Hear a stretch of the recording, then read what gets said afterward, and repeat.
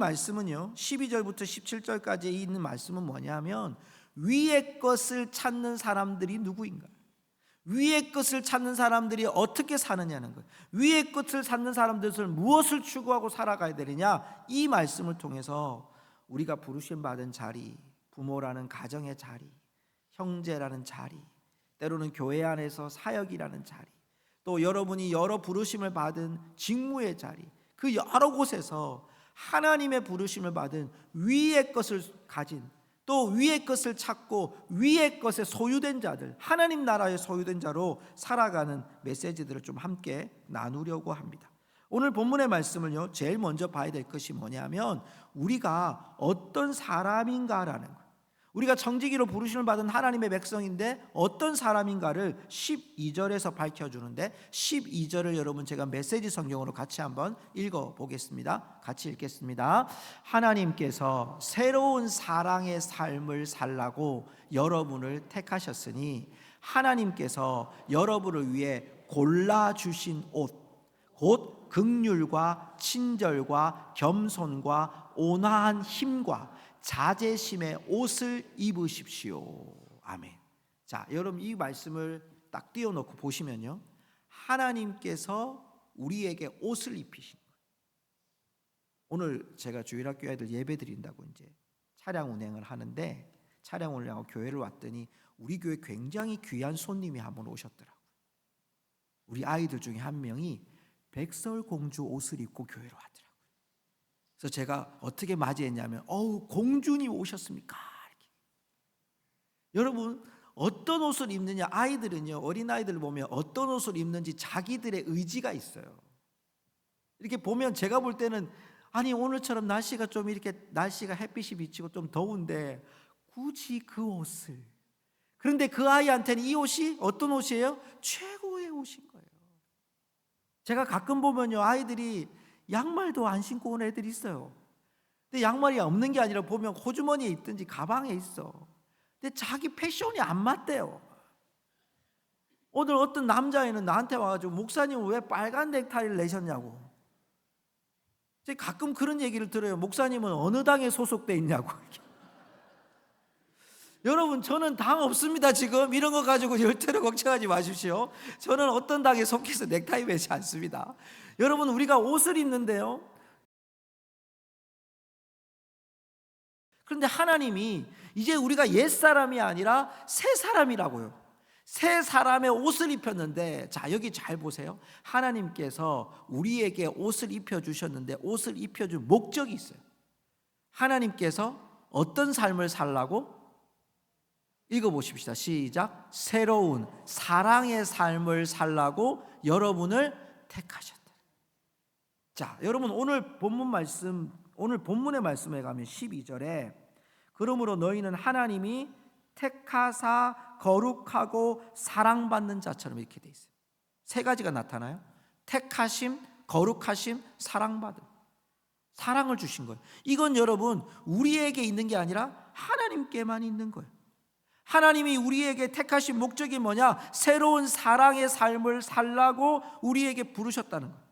그리고 하나님이 우리를 부르신 목적은 새로운 삶, 하나님의 사랑을 받는 자로 살아가도록 우리를 부르셨어요. 그러니까 우리를 택하신 이유가 뭡니까? 우리가 완성될 때까지, 주님이 다시 오실 때까지 우리에게 옷 입혀주신 거예요. 하나님 자녀의 옷을 입히셨어요. 거룩의 옷을 입히셨어요. 사랑이라는 옷을 입히셔서 그 옷을 입고 살도록 하나님이 우리를 만들어 놓으셨다. 사랑하는 성도 여러분, 오늘 메시지 성경에 보십시오. 우리에게 사랑의 삶을 살라고 우리에게 옷을 입혔다고요. 옷을 입혔다. 여러분은 지금 보이지 않지만 하나님이 주신, 여러분 택하시고 거룩하고 사랑받는 옷을 입으신 하나님의 백성들인 줄로 믿습니다. 자, 그런데 이 옷의 여러분 중요성은 뭐냐면 이 옷을 입힌 것은 우리에게 제복이고 교복이고 군복과 같은 소속감의 유니폼이라. 여러분 이런 하나님의 사랑이요 우리에게 어떤 옷을 입혔는지 12절을 보십시오. 긍휼, 자비, 겸손, 온유, 오래 참. 자, 여러분 이 옷을 입으셨습니까? 애매하시죠? 성경 보세요. 너희는 하나님이 택하사, 이미 택했어요. 거룩하고 사랑받는 자처럼 긍휼과 자비와 겸손과 온유와 오래 참음을 옷 입고 그랬습니다. 한번 따라합시다. 우리는 옷 입었습니다. 네, 여러분 옷을 입었어요. 이미 하나님이 우리에게 부어주신 옷을 입었어요. 긍휼이 뭡니까? 여러분, 우리가 이웃을 바라보면서 불쌍히 여기는 마음이에요. 근데 이 긍휼이라는 단어가 여러분 원어로 보면 창자와 내장이라는 뜻을 가지고 있대요. 그래서 이 감정을 표현할 때 긍휼 표현하는 거예요. 내가 여러분 이웃에 대해서 불쌍히 여기는 마음이 있다? 하나님이 긍휼의 옷을 입히신 거예요. 착한 마음이에요. 착한 양심이에요. 아들을 보내셔서 우리에게 주신 마음이 뭐냐? 자비로움이에요. 하나님의 자비가 뭡니까? 예수 그리스도 아들을 나를 위해 보내신 거잖아요.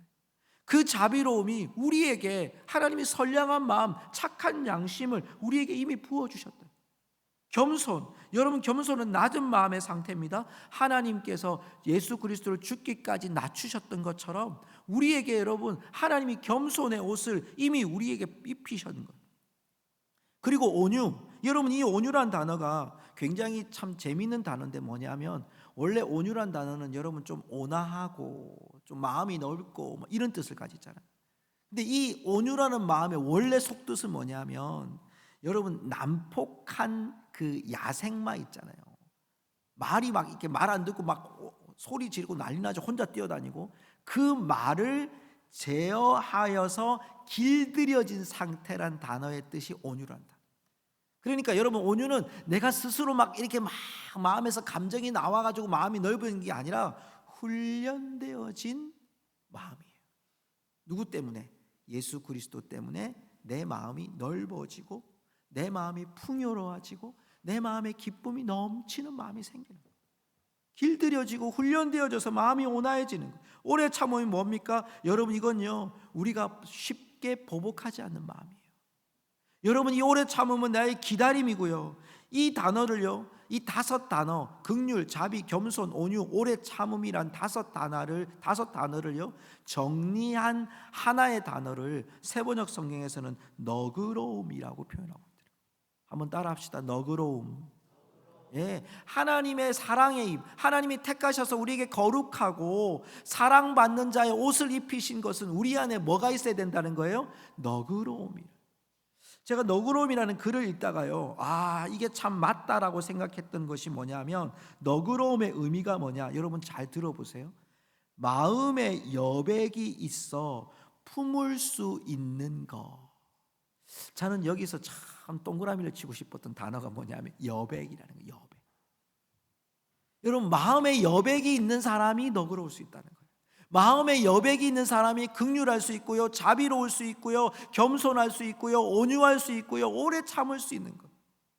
이 마음의 여백에 우리가 예수 그리스도의 은혜로 충만하게 채워지고 그 은혜를 담아낼 때 여러분 우리 안에 하나님의 너그러움을 통해서 이 세상 가운데 청지기로 살아. 일하는 사람이 아니라 일이 먼저가 아니라 하나님 내게 이 너그러움 마음의 여백을 주셔서 어떤 마음 때로는 상한 일들이 일어나죠. 상처받은 일들이 일어나죠. 아픈 일들이 일어나죠. 같이 일하다 보면 갈등도 일어나죠. 이상한 사람들도 만나고요. 그런데 그때 우리가 견뎌낼 수 있는 힘, 수용할 수 있는 힘이 뭐냐? 내게 있는 사랑이 아니라 하나님이 내게 주신 너그러움, 하나님이 내게 주신 긍휼, 하나님이 내게 주신 온유, 오래 참음, 겸손, 자비. 왜? 하나님이 나 택하셨잖아요. 하나님 나를 거룩한 옷을 입히셨잖아요. 하나님이 나를 유니폼을 입히셨어요. 내게 긍휼함으로 너그러움의 옷을 입히셔서 마음의 여백을 주셔서 그것을 감당할 수 있도록 해주셨다. 여러분 하나님의 백성은 너그러운 청지기가 되는 줄로 믿습니다. 여러분이 부모로서 아니면 여러분이 교회 안에 있는 교사로서 또 우리가 여러 가지 직무를 감당할 때 우리 기도해야 돼요. 하나님 내가 마음의 여백이 있는 너그러움을 내게 좀 허락하여 주십시오. 부부의 관계 속에서 하나님 내가 마음의 여백이 있는 하나님 너그러움을 좀 주십시오. 부모가 자녀를 바라보며 자녀가 부모를 바라보며 이 너그러움이 좀 있게 해 주십시오. 하나님 내가 우리 교회 안에서 주의 사역을 감당해낼 때 날카로운 사람들, 힘겨운 사람들, 때로는 내가 갈등하는 사람들이 있어도 하나님 내게 좀 너그러움의 여백의 미가 내게 있게 해주십시오. 하나님 내가 직장 생활하면서 때로는 하나님 내가 지금 내가 살아가는 사회에서 맞지 않은 사람들이 내 안에 있다 할지라도 하나님 그 속에서 내게 너그러움을 주셔서 그리스도의 너그러움, 나를 용납해 주신 너그러움. 다른 사람 볼 필요 없잖아요. 예수님이 나를 여러분 용납해 주신 것만 생각해도 우리는 여러분 그 사랑한 받는 자처럼 너그러움으로 나아가는 것, 여러분 그것이 그리스도인이고 그것이 부름받은 청직인 줄로 믿습니다. 여러분 그것이 우리가 주님 앞에 해야 될 삶이에요. 그러면서 오늘 우리에게 구체적으로 요청하시는 13절의 말씀이 있습니다. 우리 한번 본문의 말씀으로 돌아가서 한번 읽어볼까요? 같이 읽습니다. 누가 누구에게 불만이 있거든 서로 용납하여 피차 용서하되 주께서 너희를 용서하신 것 같이 너희도 그리하고. 자, 이 말씀 보니까요, 쉬운 성경에서는 이렇게 번역했어요. 화를 내기보다는 용서하고 여러분에게 해를 입히더라도 용서해 주기 바랍니다. 우리 주께서 우리를 용서하신 것 같이 우리도 다른 사람을 용서해 주어야 하지 않겠습니까? 화를 내기보다 뭐 하라고요? 용서. 그러니까 너그러움의 더 구체적인 삶은 용서. 여러분 이 용서의 중요한 목적은요, 갑을 관계가 아니에요. 회복이에요, 회복. 자, 여러분 메시지 성경을 보십시오. 메시지 성경에 보면 이 13절을 이렇게 말하는데요, 한번 같이 읽어볼까요? 시작. 기분 상하는 일이 있어도 재빨리 용서하십시오. 예수님처럼 여러분도 신속하고 완전하게 용서하십시오. 용서는 여러분 내가 용서해 줄게, 용서받아, 이게 아니라 결국 이 용서를 통해서 재빨리 용서하는 게 뭡니까? 회복인 거죠. 용서는 은혜를 수여하는 거예요. 호의를 베푸는 거예요. 부르심 받은 자리에서 우리가 용납하는 거예요. 그런데 그 용납함은 내가 용납해 줄게, 너 나한테 와, 이게 아니라 내가 그 관계를 청산하고 회복하는 데까지 가는 거예요. 이게 여러분 그리스도 안에서 몸된 가정 안에서 교회 안에서 여러분 나아가야 될 청지기의 모습이에요. 바울은 이 용납함 위에 또 하나 우리에게 메시지를 전합니다. 14절 말씀 보니까요, 오늘 본문의 말씀 14절에 가면 이런 말씀이 나옵니다. 이 모든 것 위에 무엇을 더하라? 사랑을 더하라. 자, 너그러움이 있어요. 너그러움으로 용서하라 그래요. 그리고 회복하라 그러고 그 위에 뭘 더하라? 크게 뭘 더하라? 사랑을 더하라. 그런데 그 밑에 보니까 이는 왜냐하면 온전하게 매는 띠니라. 온전하게 매는 띠니라. 왜 여기서 갑자기 띠가 나왔을까요? 여러분 우리는 한국적인 사고로 이 구절을 보면 도무지 이해가 안 됩니다. 사랑을 더하라 해놓고 왜 띠가 나오지? 근데 여러분 유대인들은요, 우리는 옷을 입을 때 이렇게 옷을 여미는 것을 무엇으로 합니까? 단추로 하죠. 근데 유대인들은 무엇으로 할까요? 띠로, 여러분 끈으로 하는 거예요. 여러분 이스라엘의 복장들을 보면 유대인들 당시 예수님 당시의 복장을 보면 이렇게 양복이 없잖아요. 그냥 통이잖아요, 통. 지금하고 좀 비슷하게 본다면 원피스 정도 되겠죠. 여러분 그것도 더 품이 커요. 그래서 그것을 여러분 서민들은 옷이 두 벌밖에 없어요. 하나는 입고 다니는 거고요, 하나는 예비가 아니고 하나는 덮고 자는 거예요. 그러니까 유대인들의 서민들은 하나 입고 자고 하나 덮고 자는 거예요. 그냥 두 개밖에 없어요. 이불로 쓰든지 옷으로 쓰든지. 그런데 그 구분이 되는 게 뭐냐? 띠예요, 띠. 이 띠가 있어야지만 옷이 되는 거예요. 이 띠가 있어야지만 일을 하는 거예요. 이 띠가 있어야지만 활동을 하는 거예요. 그래서 온전하게 매는 띠다. 사랑으로 너의 띠를 만들라는 거예요. 너희들의 너그러움, 너희들의 용서, 너희들의 사역, 그 사역 위에 사랑의 띠를 만들어서 사랑이 강조될 수 있도록, 사랑이 중심이 될 수 있도록, 사랑이 목적이 될 수 있도록 감당하라는 거예요. 사랑하는 성도 여러분, 우리가 주 안에서 특별히 아이들을 가르치는 교사분들, 사라는 말이요, 가르칠 교자에 스승사자를 쓰더라고요. 그런데 여러분 이 가르칠 교자와 함께 쓰는 또 하나의 의미가 뭐냐면 본받을 교자를 써요. 본받을 교자. 그러니까 가르치는 여러분 행위도 중요하지만 그 가르침을 받는 대상자들에게 본받을 여러분 가르침이 돼야 된다 이거죠.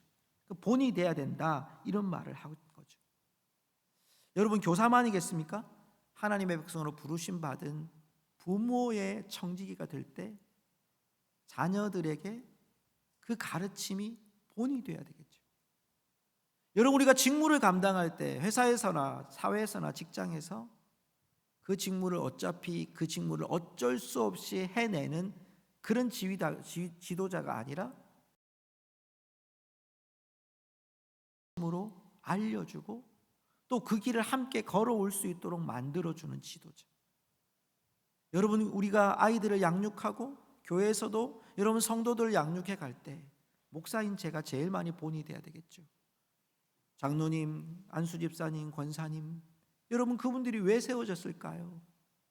투표 잘해서? 인기가 많아서? 아닌 거 알잖아요 여러분.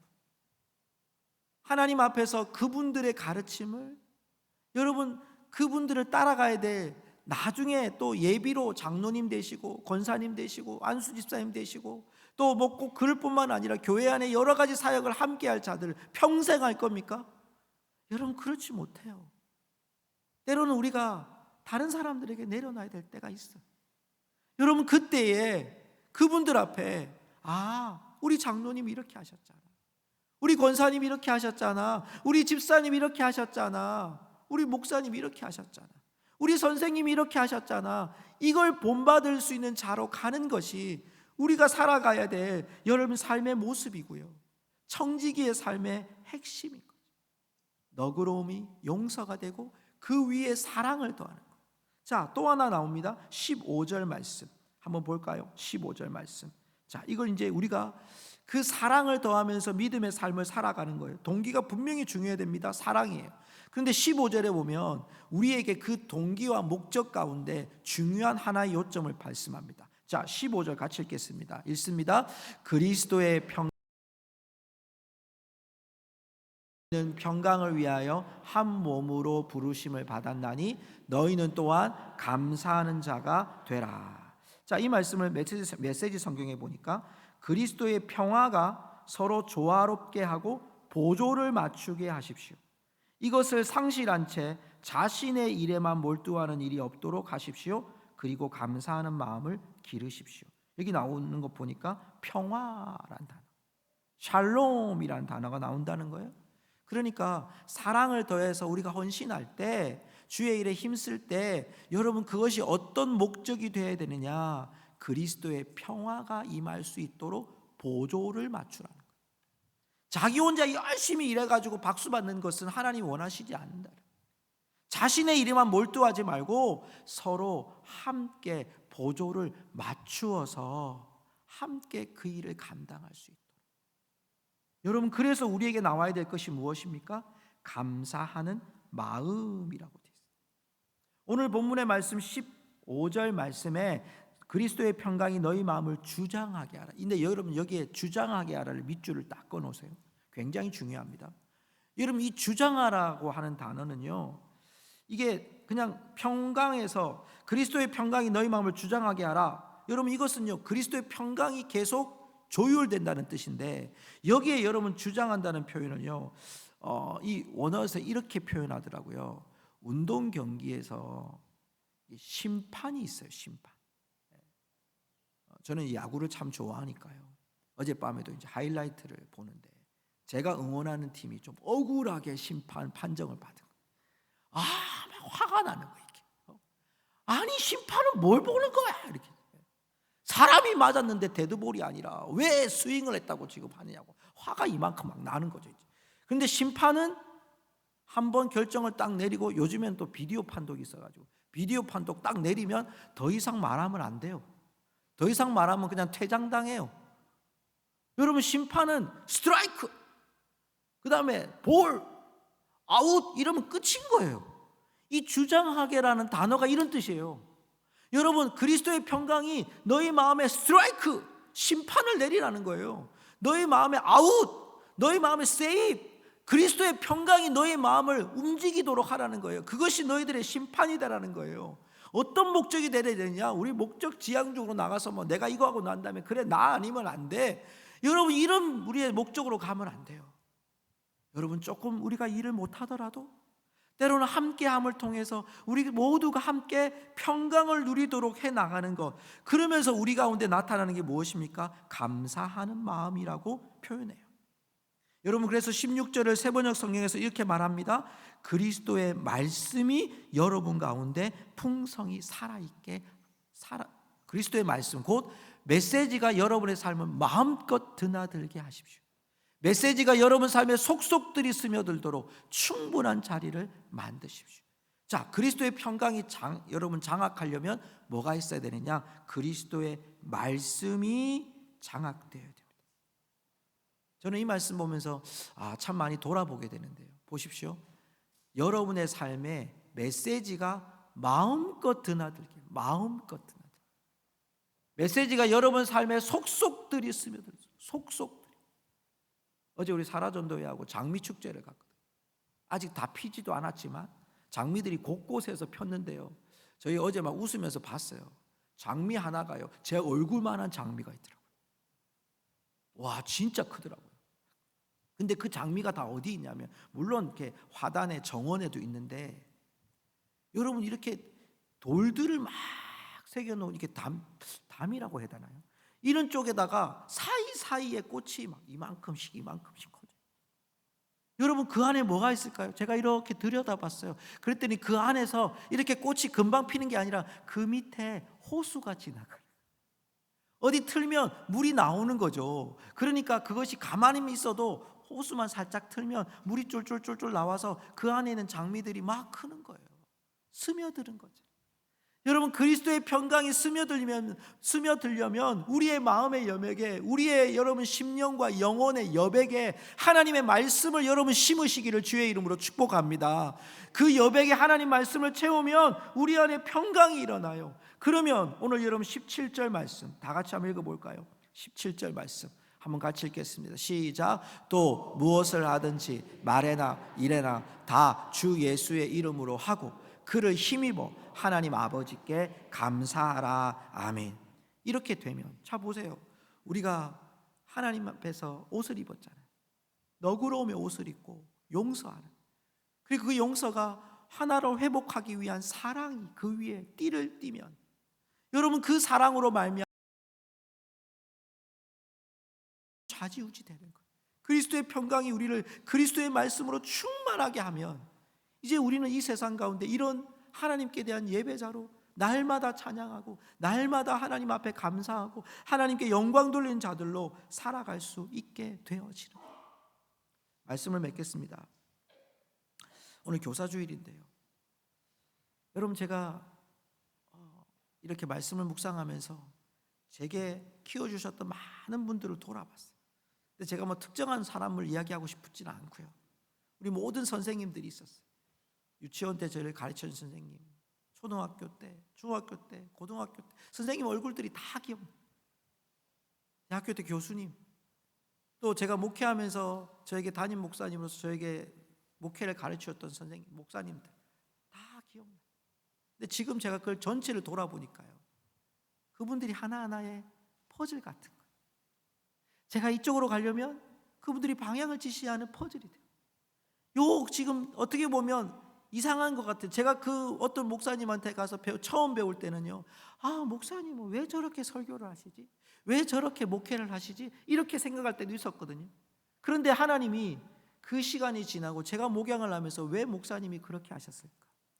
저를 가르치셨던 선생님이 왜 그렇게 안타까이 저희들을 불러주셨을까? 저희 고3 때 선생님, 그 부부가 토요일마다 고3 때 저희들을 부르셨어요. 토요일날 여러분 열심히 공부해야 될 때, 얘들아 1시간만 내라, 1시간만 30분 기도해야 하고 30분 밥 사주고, 밥도 뭐 김밥, 뭐 떡볶이 이런 거 사주시는데요, 그 선생님의 정을 잊을 수가 없어요. 그 선생님께서 기도해 주셨던 그 1년이 참 저에게는 힘겨운 시간 가운데서도 그 선생님들의 기도가 저를 여기까지 오게 하죠. 여러분, 하나하나의 퍼즐이고 때로는 여러분이 방향 지시등이 될 수도 있을 거예요. 여러분, 내가 교사가 아닙니다. 아니, 그럴 수도 있어요. 여러분이 부모님일 수도 있고, 여러분이 자녀일 수도 있고, 여러분 교회의 여러 가지 다른 사역의 청직일 수도 있습니다. 그런데 기억하십시오. 하나님이 여러분에게 동일한 메시지를 주신 것은 너그러움의 옷을 입혀 주셨습니다. 용서로, 사랑의 띠로, 여러분이 그 안에서 정말 그리스도의 놀라운 분량들로 말미암아 매일매일마다 여러분의 삶에 말씀을 채워가는 영혼의 여백이 말씀으로 채워져서 더 많은 사람들을 여러분 품고 그리스도의 평강이 이 세상을 지배할 수 있도록 우리가 선포하는 좋은 믿음의 본이 되는 우리 모든 성도들 되시기를 주님의 이름으로 축복합니다. 우리 함께 한번 찬양할까요? 우리 찬양 시간에 불렀던 깊어진 삶을 주께, 이 찬양을 함께 우리 한 번만 같이 부르고요. 이제 조금 익숙하시죠? 이 가사를 여러분 잘 한번 읽어보시고요. 저는 제일 마지막 구절에 보면 명예라는 단어가, 명예라는 단어, 우리가 하나님의 명예, 하나님 명예를 가진 자라고 말씀하는 그 찬양이 참 은혜로웠습니다. 우리 같이 한번 찬양할까요?